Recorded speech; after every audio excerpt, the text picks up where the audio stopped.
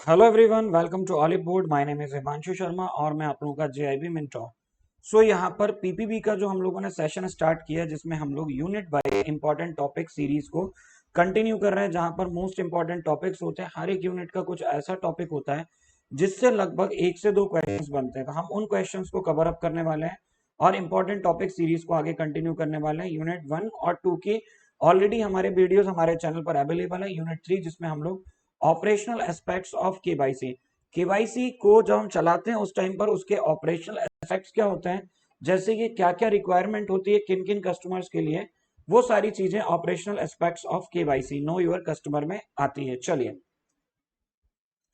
Session start करें उसके पहले ये हम लोगों का मोबाइल एप्लीकेशन है, प्लीज आप लोग इसको डाउनलोड कर लीजिएगा। साथ ही साथ ये हम लोगों का हॉलीवुड का जीआईबी यूट्यूब चैनल है, सब्सक्राइब करना मत भूलिएगा। साथ ही साथ आप चाहें तो बेल आइकन को प्रेस कीजिए ताकि हमारे सभी सेशंस के नोटिफिकेशन ऑन टाइम आपके डिवाइस पर आपको मिलते रहें। ये हॉलीवुड www.hollywood.in हमारी वेबसाइट है। अधिक जानकारी के लिए आप यहाँ पर जाकर के विजिट कर सकते हैं। राइट, चलिए अगर हम बात करें इसमें प्रिवेंशन ऑफ मनी लॉन्ड्रिंग की और prevention of money laundering regulations की, इसके अंडर लीगल रिक्वायरमेंट जो होती है मेजर टू टेकन की बहुत सारे ऐसी अलग अलग टाइप की रिपोर्टिंग एंटिटीज होती हैं जो कि किसके अंडर आती है, prevention of money laundering act के अंदर आती है। आरबीआई बहुत सारे ऐसे ऑपरेशनल नॉर्म्स जो है वो बना करके लेकर के आया है ताकि बैंक्स और दूसरी जो एंटिटीज हैं रेगुलेटेड बाय दी आरबीआई हैं उनके लिए एक मास्टर डायरेक्शंस केवाईसी डायरेक्शन 2016 के नाम से उन्होंने केवाईसी डायरेक्शंस लॉन्च किए हैं।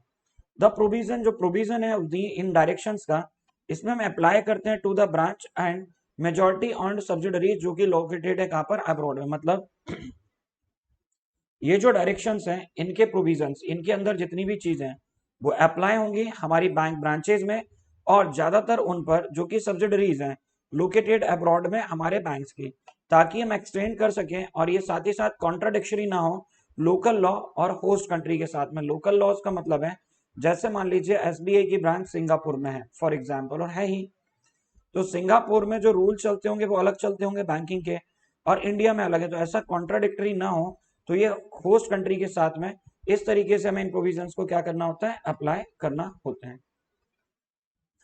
इन केस अगर वेरिएंस आता है, मतलब हमें चेंजेस देखने को मिलते हैं KYC AML, KYC is the know your customer and AML is the anti money laundering standards. ये प्रिस्क्राइब किसने किया है, इसको प्रिस्क्राइब किया आरबीआई ने।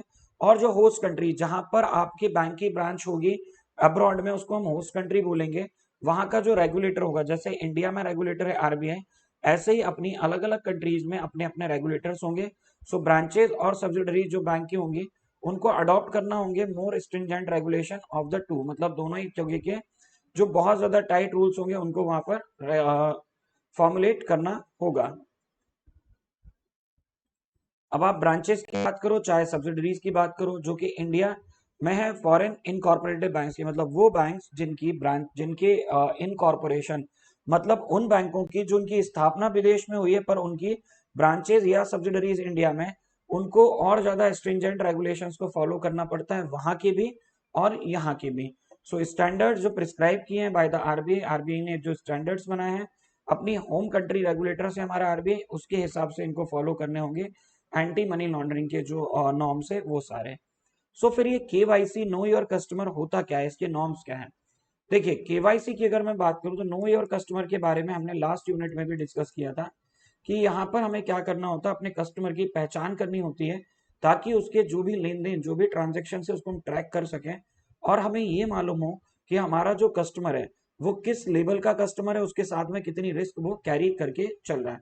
सो आरबीआई के जो इंस्ट्रक्शंस होते हैं ये कवर करते हैं requirement for the customer acceptance और customer identification, customer acceptance policy और कस्टमर आइडेंटिफिकेशन प्रोसीजर, जिसको हम सीएपी और सीआईपी के नाम से जानते हैं।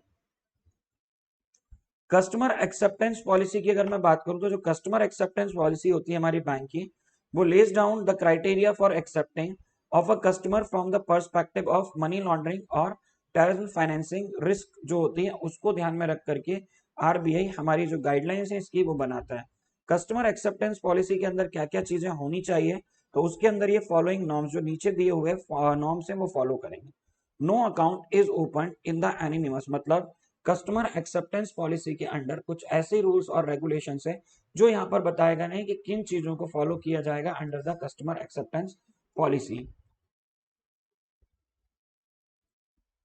सबसे पहले कोई भी कस्टमर का जो अकाउंट होगा वो बेनामी मतलब अननोन नाम से या फिर फिक्शियस नकली या बेनामी नाम पर नहीं हो सकता है।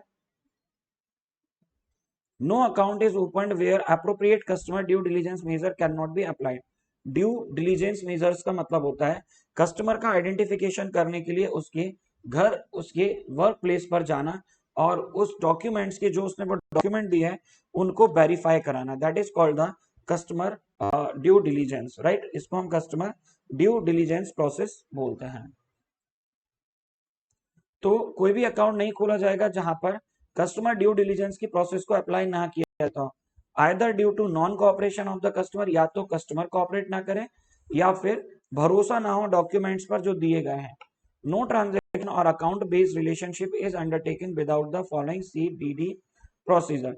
कोई भी ट्रांजेक्शन या कोई भी अकाउंट बेस्ड रिलेशनशिप नहीं होगा बिना कस्टमर ड्यू डिलीजेंस प्रोसेस के। सर्कमटेंसेज इन विच, ऐसी कोई हमें संभावना है, ऐसी हमें कोई परिस्थिति दिखाई देती है जहां पर कस्टमर परमिट करता है to act on behalf of another, मतलब कोई ऐसा लगता है ये व्यक्ति ट्रांजेक्शन्स तो कर रहा है लेकिन ये किसी और के लिए कर रहा है, तो ये हमें पहले से पता कर लेना है, right.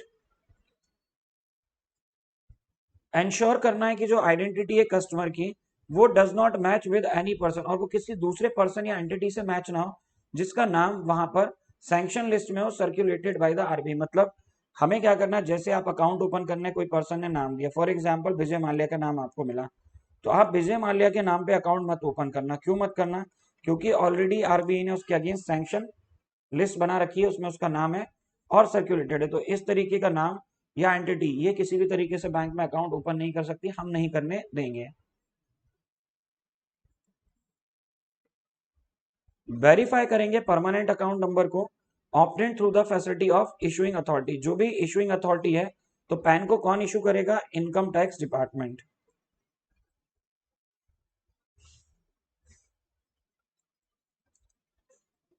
To verify the digital signature of an e document given by the customer. तो वेरीफाई करेंगे डिजिटल सिग्नेचर किसके? जो ई डॉक्यूमेंट्स होते हैं अगर कस्टमर ने दिया है, तो फॉर एग्जांपल लाइक उसने आपको ई UID दे दिया, आधार दे दिया, ई आधार। अगर उसने ई आधार दिया है तो यहाँ पर क्या होगा कि जो ई आधार उसने दिया है यहाँ पर, उस ई आधार के बेसिस पर यूनिवर्सल आइडेंटिफिकेशन, इसको हम बोलते हैं आइडेंटिटी, राइट। सो इसे हम UIDAI के साथ क्या कर सकते हैं? वेरीफाई कर सकते हैं, मतलब उसका वेरिफिकेशन किया जा सकता है बहुत आसानी से। Let's move to the next slide. Now what is the customer in identification procedure, जिसको आप सर CIP बोल रहे हैं, राइट। क्या बोल रहे हैं? CIP के अंदर हम इंक्लूड करते हैं आइडेंटिफाई और वेरीफाई करना यूजिंग रिलायबल। रिलायबल मतलब भरोसेमंद, इंडिपेंडेंट स्वतंत्र, सोर्स का मतलब होता है स्रोत, जो डाटा होता है उसके आधार पर और इंफॉर्मेशन के आधार पर। कस्टमर आइडेंटिफिकेशन रिक्वायर्ड होता है टू बी डन। अब जो कस्टमर आइडेंटिफिकेशन प्रोसेस है वो किस किस केस में बहुत इंपॉर्टेंट है? सबसे पहले जब आप अकाउंट ओपन करेंगे और अकाउंट बेस्ड रिलेशनशिप मेंटेन करेंगे, किसके साथ? बैंक के साथ में। Undertaking international transfer for non account holders. अगर आप अंडरटेक करते हैं international transfer non account holders के लिए, यदि आपको डाउट लगता है कि मान लीजिए कोई ट्रांजेक्शन हो रहा है और उस ट्रांजेक्शन में आपको लगता है या उस कस्टमर में लगता है कि डाउटफुल वो दिखाई दे रहा है कि उसकी ऑथेंटिसिटी सही नहीं है एग्जिस्टिंग कस्टमर की, या एक नया कस्टमर है उसकी ऑथेंटिसिटी समझ नहीं आ रही है, एग्जिस्टिंग कस्टमर के केस में भी आपको कुछ लग रहा है कि यार ये सही है कि नहीं है, या फिर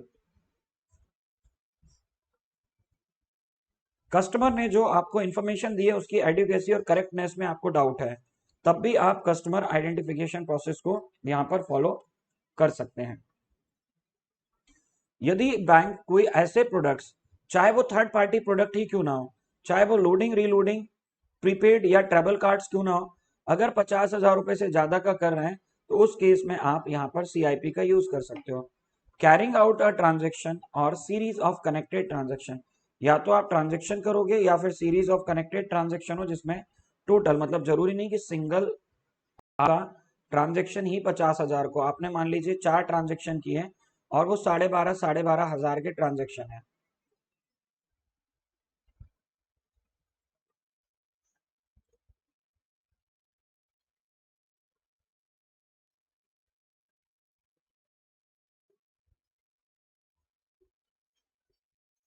साढ़े बारह हजार के आपके 4 ट्रांजेक्शन हो गए मान लीजिए, तो भी उसको हम कवर अप कर लेंगे कहां पर, इस कस्टमर आइडेंटिफिकेशन प्रोसेस के under.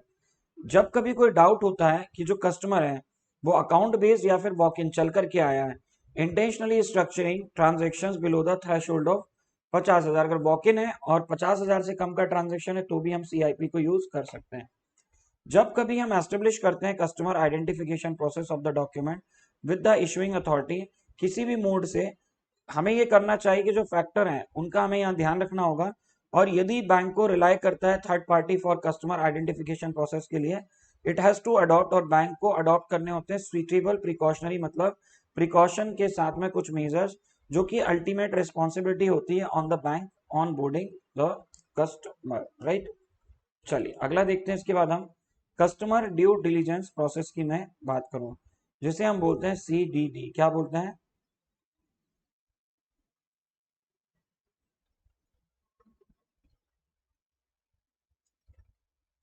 Customer due diligence procedure. अब ये कस्टमर ड्यू डिलीजेंस प्रोसेस क्या कहलाता है, इसको हम देखते हैं।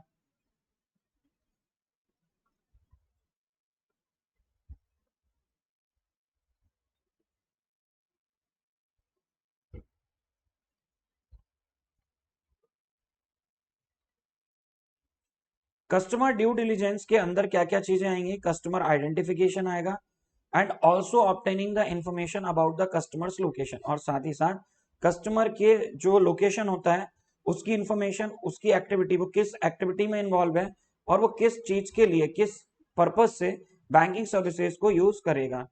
और डिपेंड करेंगे अलग अलग रिस्क के बेसिस पर कि कस्टमर की जो information on the nature of business activity, उसका बिजनेस क्या है, उसकी बिजनेस एक्टिविटी क्या है, लोकेशन क्या है, मोड ऑफ पेमेंट क्या करता है, वॉल्यूम ऑफ टर्नओवर क्या है, सोशल और उसका फाइनेंशियल स्टेटस क्या है, इन सभी के बेसिस पर हम क्या करते हैं, यहाँ पर रिस्क बेस कस्टमर को रिस्क के आधार पर डिवाइड कर ले। तो 3 टाइप के कस्टमर होते हैं: low risk, medium risk customer और हाई रिस्क कस्टमर्स आपके होंगे। कितने होंगे? 3 customers, right. Is collected for completing the profile of the customer. तो कस्टमर की ये सारी डिटेल कलेक्ट की जाएगी, उसके बेसिस पर हम प्रोफाइल तैयार करेंगे कस्टमर की, और फिर ये देखेंगे कि basic on the basis of that documentary requirement for various type of the customer और एंटिटी, बैंक मांग सकता है उनसे एडिशनल डॉक्यूमेंट। मतलब ऐसा नहीं है कि एक आपको आईडी प्रूफ देना है, एक एड्रेस प्रूफ देना है और इसके साथ में एक पासपोर्ट साइज फोटो आपको 2 देनी है। तो जरूरी नहीं कि इन्हीं डॉक्यूमेंट, अगर कस्टमर के ट्रांजेक्शन या उसके अलग अलग जो भी हमने चीजें यहाँ पर कलेक्ट की हैं, उन इंफॉर्मेशन, कलेक्टेड इंफॉर्मेशन के बेसिस पर अगर बैंक को लगता है कि भाई उसके और एडिशनल डॉक्यूमेंट्स भी रिक्वायर्ड हैं, तो बैंक उनसे कुछ उनके एडिशनल डॉक्यूमेंट्स भी मांग सकता है, right.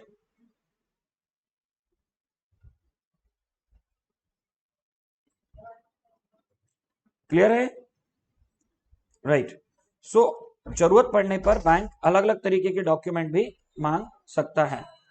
Transactions and suspicious transaction. Transaction का मतलब होता है लेन देन, और सस्पिशियस ट्रांजेक्शन का मतलब होता है संदेहास्पद ट्रांजेक्शन, मतलब लेन then.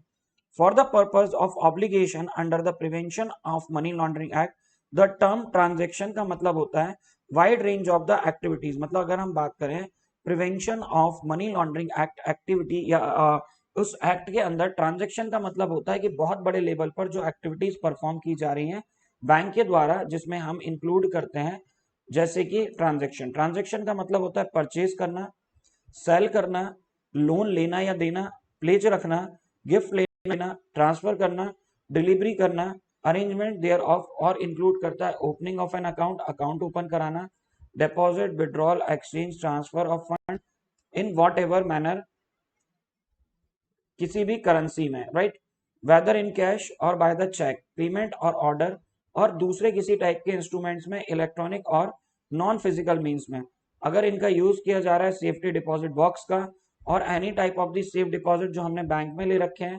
Entering into a fiduciary relationship मतलब गवर्नमेंट के अकाउंट्स के through, any payment made or received in whole in a part, या तो पूरे तरीके से हम अमाउंट पेमेंट कर रहे हैं फॉर एनी किसी भी तरीके कॉन्ट्रेक्चुअल और दूसरे लीगल ऑब्लिगेशंस के लिए, एस्टेब्लिश करना और क्रिएट करना लीगल पर्सन और लीगल अरेंजमेंट को फॉर अ सस्पिशियस ट्रांजेक्शन। अगर हम बात करें सस्पिशियस ट्रांजेक्शन की तो यहाँ पर कोई इंडिविजुअल या पर्टिकुलरली कोई डिफाइंड डेफिनेशन नहीं है, पर कुछ इंडिकेटिव डिस्क्रिप्शंस हैं जिनको हम फॉलो करते हैं। They are giving certain norms for suspicion have been described as stated below.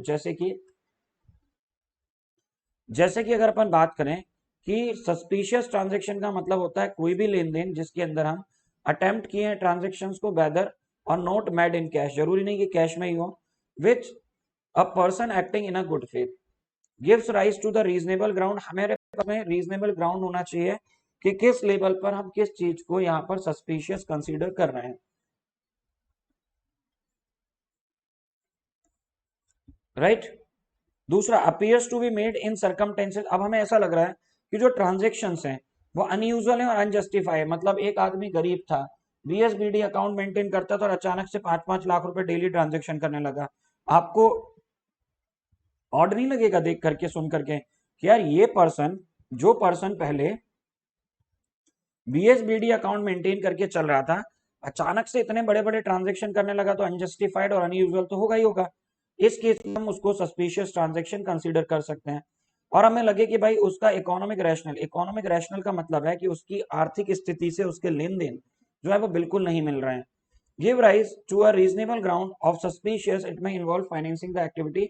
अब हो सकता है कि हमें ग्राउंड ये लग रहा है कि हमें संदेह है कि जो पैसा जो फाइनेंस से इन्वॉल्व है वो कहीं ना कहीं टेररिज्म एक्टिविटीज में इन्वॉल्व हो सकता है, राइट।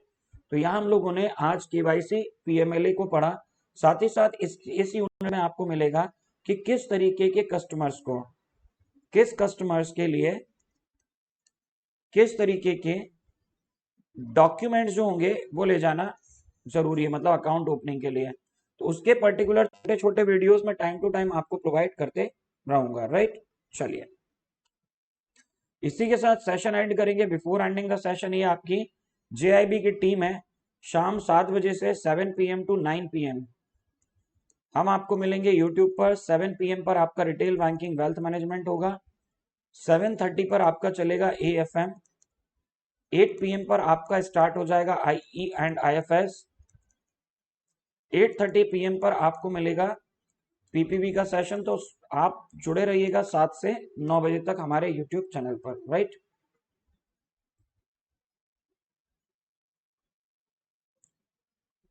तो हमारे कुछ बैचेस हैं, जैसे कि एक सिलेक्शन बैच के बाद अभी हमने हाल ही में एक नया बैच लक्ष्य बैच लॉन्च कर दिया। कौन सा बैच? लक्ष्य बैच लॉन्च किया। लक्ष्य बैच के बेनिफिट्स ये हैं कि इसमें 120 क्लासेस मिलेंगी, सारा केस स्टडीज, एमसीक्यूज और टेस्ट आपको मिल जाएगा। बायलिंगुअल और इंग्लिश मीडियम दोनों ही भाषाओं में अवेलेबल है। आप यूज करेंगे कोड हिमांशु तो आपको काफी सारा डिस्काउंट हमारे सभी कोर्सेज पर मिल जाएगा। मैं पर्सनली प्रेफर करूंगा आपको कि आप ये जेआईबी सुपर एलिट में अपने आप को एनरोल कर लें। ये हमारा एक सब्सक्रिप्शन है। इस सब्सक्रिप्शन का फायदा क्या है वो मैं आपको बताता हूँ। जैसे अभी हमने लेकर के आया एक लक्ष्य बैच, ठीक है, इसके पहले एक बैच आया था जिसका नाम था सिलेक्शन बैच। फिर हम लेकर के आएंगे एक बैच जिसका नाम होगा क्रैकर बैच या क्रैश कोर्स बैच। अगर आप इस सब्सक्रिप्शन में अपने आप को एनरोल करते हैं ना, तो आपको एक्सेस मिलेगा इन सभी कोर्सेज का, चाहे वो बायलिंगुअल हो चाहे वो इंग्लिश मीडियम हो, सबका एक्सेस रहेगा। मतलब जेआईबी के जितनी भी कोर्सेज हमारे पोर्टल पर होंगे उन सभी का एक्सेस आपको मिलेगा, आपकी जो वैलिडिटी होगी उस वैलिडिटी के ड्यूरेशन में। टेस्ट मिलेंगे आपको, लाइव क्लास रिकॉर्डेड क्लास मिल जाएगी और लेक्चर पीडीएफ आपको मिलती रहेगी। तो सारे आपको वहां पर मिलेंगी क्लासेस, साथ ही साथ free of cost enriched e notes मिलेंगे हमारे कंटेंट टीम के बनाए हुए, राइट। तो आपको यूज करना है कोड हिमांशु और एनरोल करना है अपने आप को हमारे कोर्सेज में। कोड लगाना कैसे वो मैं आपको बताता हूँ, राइट। आपको जाना है oliveboard.in पर। जैसे आप इसको खोलोगे आपको यहाँ एग्जाम फेस्ट दिखाई देगा। अब यहाँ पर JIB super elite, CIB super elite, ये सारे सुपर एलिट बैच दिख रहे हैं। अब मान लो आपको लक्ष्य बैच में जाना है, राइट।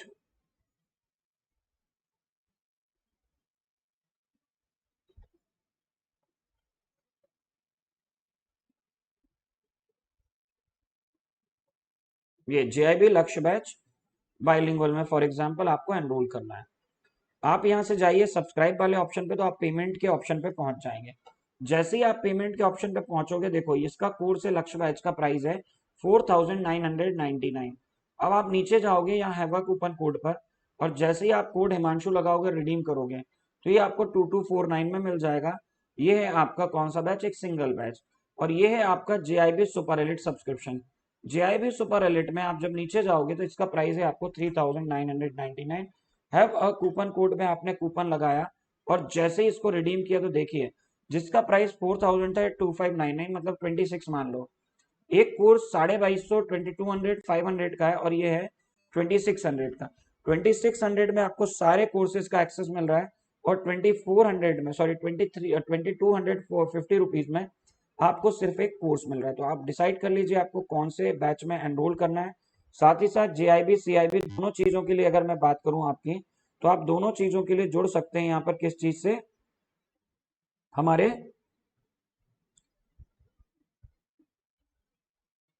एक मेगा क्रैकर बैच है उससे। मेगा क्रैकर बैच क्या है वो मैं आपको बताता हूँ। मेगा क्रैकर बैच के लिए आप क्या कर सकते हैं, ये मेगा क्रैकर बैच दिख रहा है आपको यहाँ पर।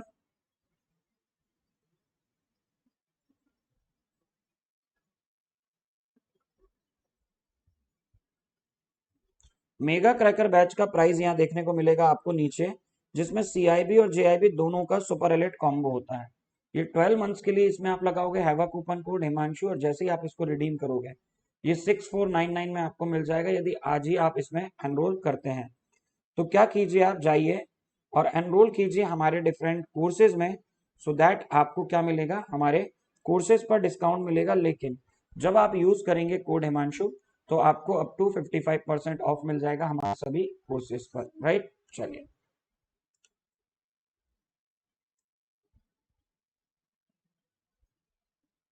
तो यहाँ पर मैं सेशन एंड करता हूँ। सेशन को लाइक कीजिएगा, शेयर कीजिएगा, and do not forget to subscribe the channel, also hit the bell icon, ताकि आपको हमारे सेशन के सभी नोटिफिकेशन ऑन टाइम आपके डिवाइस पर मिलते रहें। Thank you so much. हम आपको मिलेंगे नेक्स्ट सेशन के साथ।